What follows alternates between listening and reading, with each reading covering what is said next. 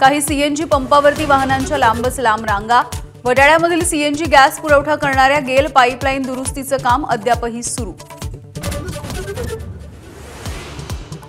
नगरपरिषद आणि नगरपंचायत निवडणुकीसाठी अर्ज भरण्याची मुदत संपली। आजपासून अर्जाची छाननी होणार। अर्ज छाननीच्या नंतर वैध उमेदवारांची यादी जाहीर केली जाणार। बोगस शालार्थ आयडी प्रकरण। नागपूरमधील 152 शाळांमधील 632 शिक्षकांचा 9 महिन्यांपासून पगारच नाही। आम्ही दोषी असू तर आमच्यावरती कारवाई करा, अन्यथा पगार द्या, शिक्षकांची मागणी।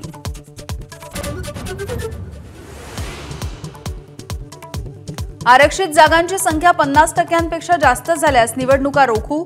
सुप्रीम कोर्टाचा कठोर इशारा। एससी एसटी ओबीसी आरक्षण 50% आतच ठेवा, सुप्रीम कोर्टाचा निर्णय। भंडारा गोंदियासह यवतमाळमध्ये थंडी वाढण्याचा हवामान खात्याचा अंदाज। किमान तापमान 8 ते 9 अंश सेल्सिअसच्या घरात। नागरिकांकडून शेकोटीचा आधार। दिल्ली बॉम्बस्फोटाच्या प्रकरणामध्ये एनआयएची मोठी कारवाई। दहशतवादी उमरचा दुसरा साथीदार दानिशला श्रीनगरमधून अटक। हमास सारखा ड्रोन हल्ला करण्याचा होता कट, सूत्रांची माहिती। काँग्रेसनं केवळ जंगलामध्ये नाही तर शहरातही माओवाद्यांची पाळंमुळं मजबूत केली। अर्बन नक्षलवादाच्या मुद्द्यावरून मोदींचा काँग्रेसवरती घणाघात। पंतप्रधान मोदींचं रामनाथ गोयंका व्याख्यानमालेमध्ये विधान।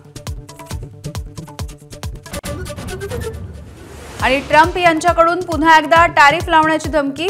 जो देश रशियाकडून तेल खरेदी करेल त्याच्यावरती 500% टॅरिफ लावण्याचं विधेयक।